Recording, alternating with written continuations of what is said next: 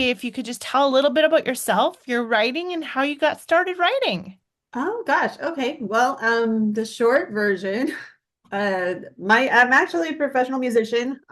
Cool. Writing is something I kind of always did in the background. Um, I kind of started for fun just as a kid, writing stories with friends and all that. And then school, I concentrated on music. Okay. Writing kind of took a back seat. And then um, after I got done with school, I had a story idea just kind of bite me, like the writing bug. And Cool. so I started writing as soon as I got done with school, and I took it seriously in about 2014. Um, so that's kind of how I became Awesome. a writer. Other Okay. basic things. Let's see. I'm getting ready to release my fourth novel. So I have three novels and then I have a novella and a novella collection. And let's see, I have three kids. They're starting school soon. So I've been running around like a Cool. crazy person getting them ready for school. Um, I have two teenage boys and a middle school age daughter. Oh, cute. And let's see what else. Awesome. Happily married. My 20th wedding anniversary was yesterday. Oh, cool. So Congrats. yeah, that's exciting. That's So I think that's kind of nuts and bolts. okay. Well, that's awesome. I love that. And you said that you're a professional musician. What kind of Yes. musician? Classical mostly. Okay. My degrees are in cello, which Okay. if people don't know what that looks like, it looks like a big violin. You play it like this, but it's not the Right. really big one. It's just the smaller big one. Cool. And I also play piano. My day job is as a choir accompanist for high school choirs in a small town northwest of Wichita. That's awesome. And do you feel like you end up bringing your music and love for music into your writing too? Yes. Okay. All of my characters, I didn't really plan this, but in all of my books, there's music somewhere. Like either the character is a hobbyist musician or a professional musician, or they were in theater together in high school or something. My next book Yeah. is like all about high school choir. It's like, okay, I am literally doing research at work. Why wouldn't I do this? This Right. Exactly. Oh my goodness. I love that.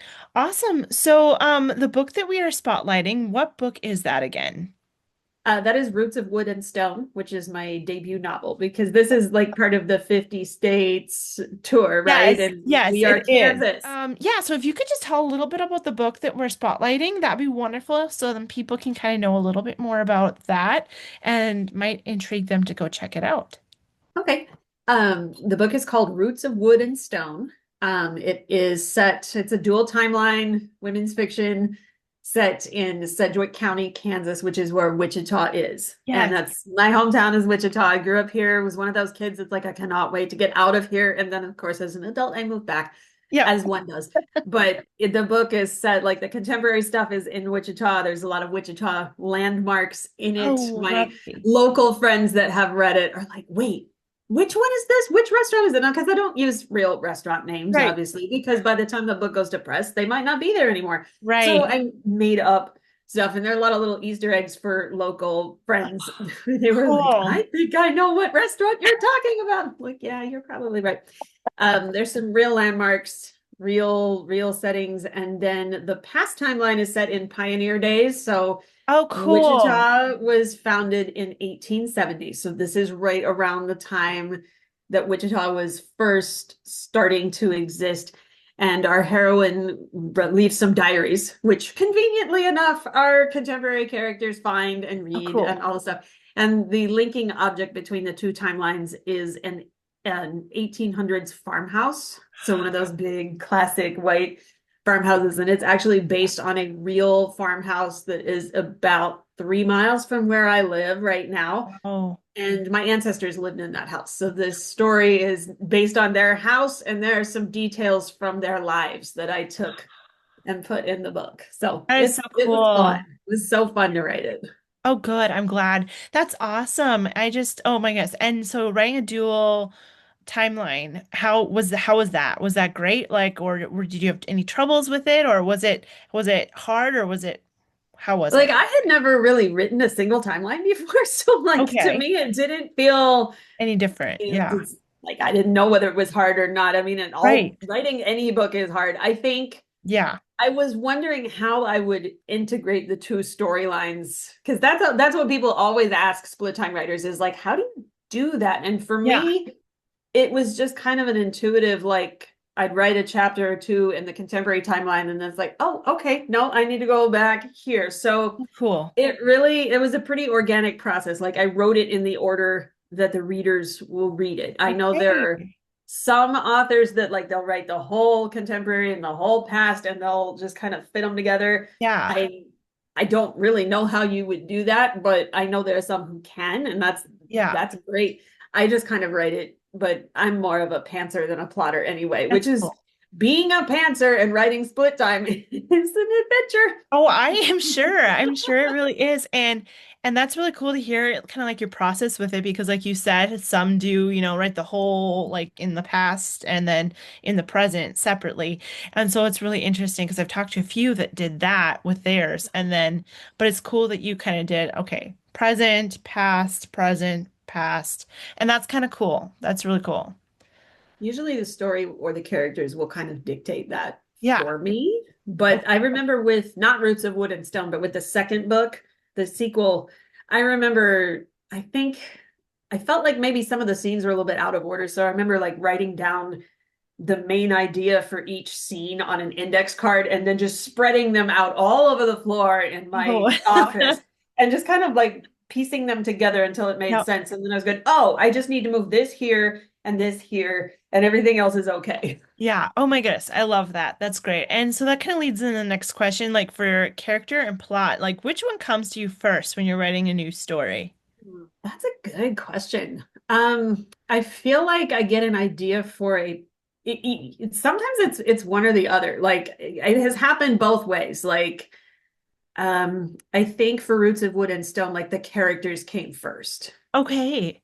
So I was like, what do we do if we have a person who is really, really, really interested in preserving history, butting up against a person who is wanting to just get rid of the house? Because the main conflict in the contemporary timeline, we have Garrett, he's our hero, and his grandmother lives in the house, but she has Alzheimer's. And Oh, so she is not that's able moving. to live by herself anymore. And Right. so his parents are kind of out of the picture. And so it's he and his sister, and they're trying to figure out what do we do with grandma. And Garrett really wants to just sell the house, Okay. move grandma to a facility, and let the sales from the house like pay for her care. That Right. he's a very logical person. He's a financial planner. This makes sense to him. And then our heroine, she is a museum historian. So she like a historical museum curator. She comes out to the house because he has found this diary and he's like, I think maybe you might want this. And so she comes out to the house, falls in love with it. And Yeah. so then and he falls in love with her. So now they're trying to figure out Cute. like how do we take care of grandma without making the heroine mad? And it's Yes. yeah, kind of a difficult situation all the way around. Hey, that sounds like a great book though, Like, oh my gosh, can't wait to read it. That's gonna be awesome. And then what's a day in the life of writer Amanda look like for you? Well, it's nuts because I have the day job and I have the three kids. But Yes. usually, like during the school year, which for us starts Monday, and I'm like, I'm so excited. I can't wait because then I get my routine back, which is Right. my kids leave for school about 7-ish, 7:15. We start early around here. Right. Um, and then after that, like mornings, I usually have free to, do whatever chores I need to do and work out a Yeah. little bit. And that's when I write is in the mornings. And then about the time I get tired of writing, it's time to go to Haven for my choir job. So then I work in the afternoons and I get done with school. I get home like at 4:30 or whatever. And then usually there's like kid activities and dinner and sometimes more kid activities. But if I can sneak in a little more writing time in the evening, I do.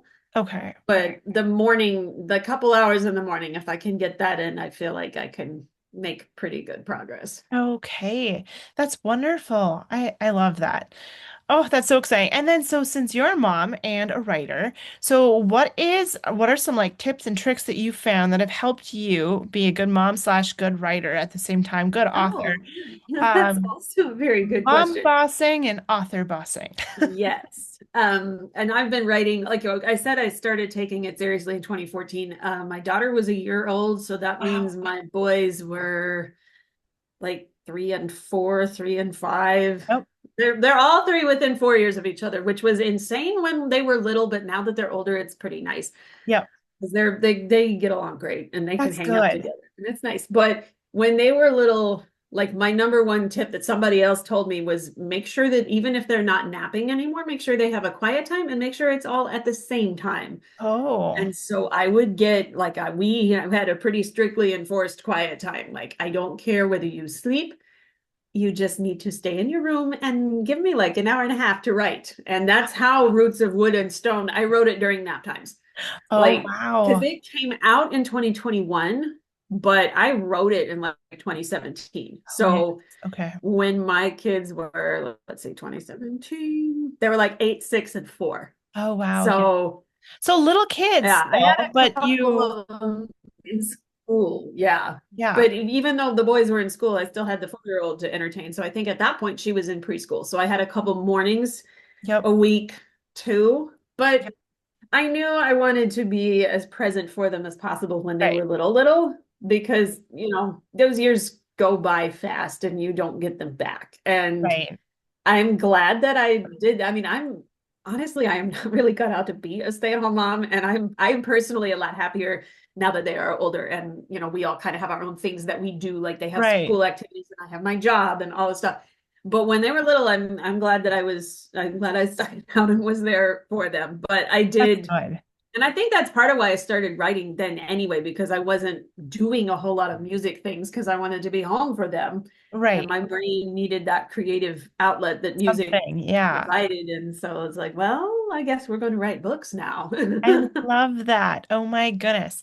Oh, how cool. Okay, so since we are on a road trip now in Kansas, if people were to come and visit in Kansas, to come there for their next vacation or a driving through or something like that, what are some cool things that you think that they should definitely check out or see in Kansas? Oh, wow. Okay. We have a lot of unique things. I don't think Kansas is necessarily a vacation destination. Like most people who visit Kansas, they're either coming to visit friends or family, so they've got people to see, or they are driving through on I-70 trying to get to Colorado. Right.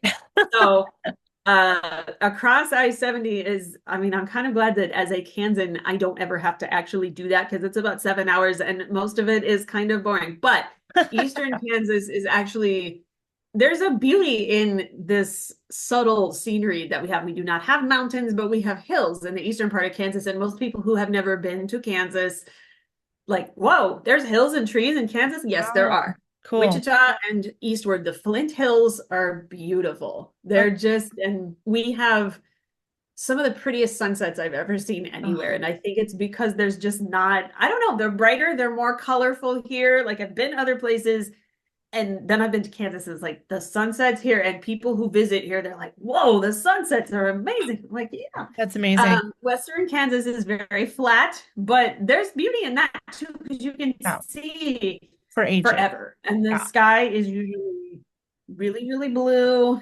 And around this time of year, there's fields of sunflowers. And so there's just Mhm. sunflowers as far as the eye can see. And so that's really Oh, pretty. As far as touristy things, Kansas City is very cool. Kansas City, the big part, the famous part that most people know about is in Missouri, but Kansans claim it because it has our name in it. Wichita, where I live, there's a really fun children's museum called Exploration Place, and it's really cool. I wish it had been around when I was a kid, but my kids love it. I'm trying to think what else. Um, there's lots of historical things to see and do. Um, there's a lot of like Wichita, that area, there's a lot of waterfalls around here, believe it or oh, not, which wow. most people don't know about that. And as far as I-70, like when my friends are traveling across I-70, I always tell them stop in the city of Salina. It looks like Selena, but it's Okay. pronounced Salina. Yep. And there is a six stool diner there called the Cozy Inn that's been around for 100 years, and they make sliders. Like they're kind of what Ooh. it's like White Castle style burgers, but they're way better than White Yeah. Castle. And it's just like, yeah, it's a must see. Ooh, that sounds Yeah, delicious. yeah, Yeah. they're Oh very good. man, I love those. Thank you for those. And if you were to take your two main characters from your book and they were to go on a road trip, where would they go? At the end of the book, where would they go? After the book is ended.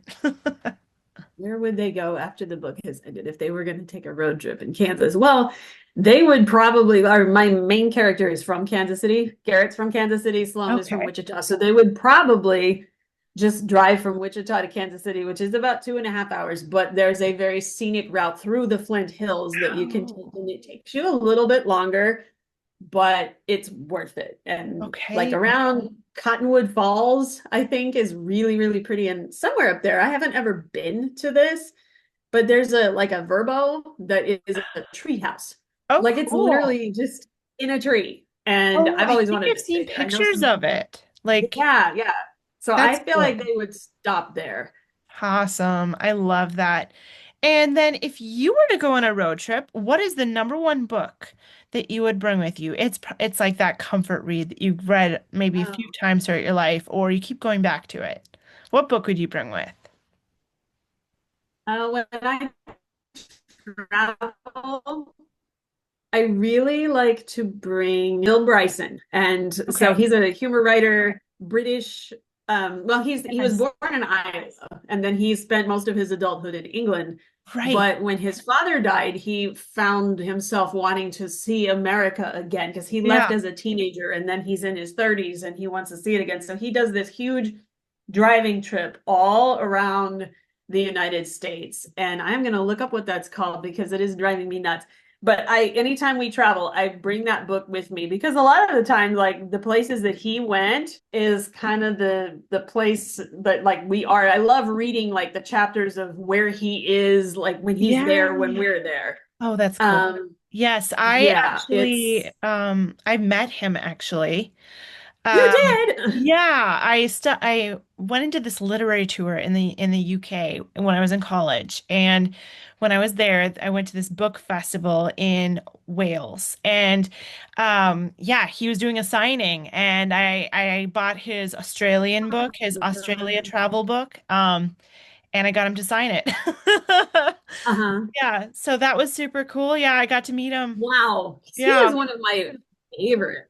yeah, Wow. he's a great Because he writer. like his writing style is just so good. And the book is called The Lost Continent, Yes. Travels in Okay. Small Town America. I love it. Yeah, that's so cool.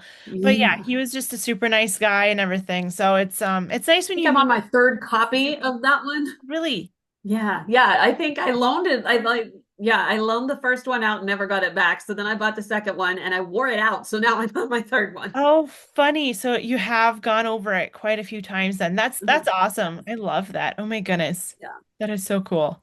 And so are you Yeah. working on anything new right now? Any new books? I am. My fourth book with Kriegel comes out October 21st. That's called Echoes of a Silent Song, Ooh. which I love that title.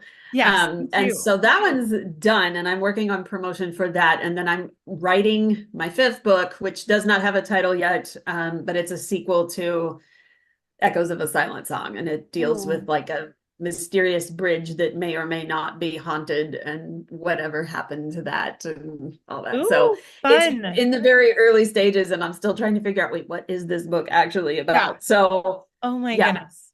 Well, that is so exciting. And I love your titles too. Like I'm a title person. I just love titles. And so how is it that you feel you create the titles? I does it come to you? I've had titles come to me before I've written the book. I've had them come to me while I'm writing the book, or as soon as I write a line in the book, I'm like that. But how did the covers come? I mean, how did the titles come to you? They didn't. Kriegel names my books, which is fine because they are much better at it than I Well, am. they're I really think good. Yeah. yeah, my Roots of Wood and Stone my title for it was A Home for You because it, Okay. it's all like blah, blah, Yeah. blah. And Kriegel's like, yeah, no, we're gonna. And at first, I didn't like it. I thought it sounded like an architecture textbook. Oh, I was funny. just like, what? And so my editor, Janir Trump, and I are good friends. And so I texted Janir and I'm like, um, where did you guys come up with this idea? And she said, it's a line in your book. And I said, it is? And she That's pointed funny. out, I don't know what page it's on, but she pointed it out a line where Yeah. I say something along the lines of, it was not just a house. It was not just a pile of wood and stone. It was so much more. And I'm going, oh, that's where you got it. Okay, never mind. That's So, beautiful. Yeah. yeah, Oh, I love that. they named all of them, and it's gotten to the point I don't even come up with working titles anymore. Like Oh, my funny. third book for them, I mean, I know like I wrote the first two before I had a contract for either one of them. Okay. So I had working titles for them. But by the time I wrote the third book, I was under contract. I knew Kriegel would be naming it for me. So I literally called it book three. Like that is, That's what you turned it was into them. book three. And like when I sent them the document, it's like on the title Okay. page, it said book three or amazing That's title funny. from Kriegel goes here. And they took book three and turned it into The Rhythm of Fractured Grace. Wow. Yeah. That's I'm like, amazing. see, y'all, this is why I don't name my books anymore. So yeah, If, I'm they working come up on with something really cool. yeah, book five is what I'm working on right now. Five. That's Yeah. awesome. It will be cool to find out what book five ends up being called. Yes. And Oh my usually, like, goodness. they don't name them until I turn in the manuscript. So the book is entirely done. So the entire creative process, it is book three or book four or book five. Five. Oh, that is And so it funny. gets its name. And I'm going, oh, see, this is why I don't waste brain space on this because this is perfect. That is so funny. I love that. It's just, I love asking that question, Yeah. and finding out how people come up with theirs or don't. Hey, it works. Right. Well, and I know like who is it? It's Deb Rainey that I remember talking to her about titles, and she's like, I have to have a title before I can start writing the book. Like Wow. she says it hardly ever becomes the actual title of the book. But she's like, Yep. I have to come up with a title or I can't write any words. And I'm going, and Funny. so that's it. That's the two ends of the spectrum. And she's one of the co-authors in the novella collection that I wrote. So I think that I learned that during a Zoom interview with all three of us. And Oh, cool. they were like, Okay. how do you come up with your titles? And I said, I don't. And Deb says, you don't? So you've got the No. ones who don't and the ones who do. It's so funny. Yes. I love that. That and still a great story can be written and when you have one and when you don't have one. So that's great. Yeah. I love that. Oh my goodness. Well, Amanda, it was so lovely to talk to you today and everything. So can you share where people can find your books and more about you online? Yes, my website is amandawen.com. Last name's W-E-N. It's Chinese. I am not, but my husband is. Cool. Oh, So wonderful. yeah, amandawen.com. And that's you can sign up for my newsletter there and all of the book links are there. I mean, that's the place to find me.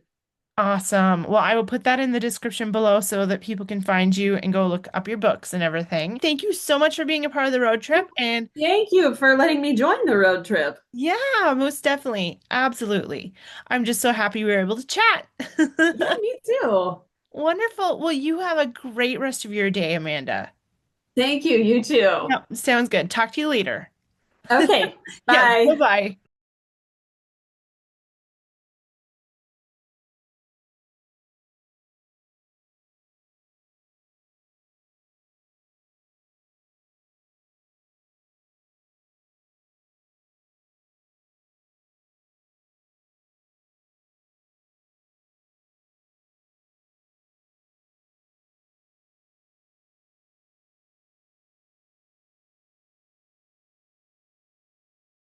Thanks for riding shotgun on the Romance Reading Road Trip. I'm so excited for you to be joining this journey with us. Be sure to go down to the video description below and sign up for the passport. You're not going to want to miss out on it.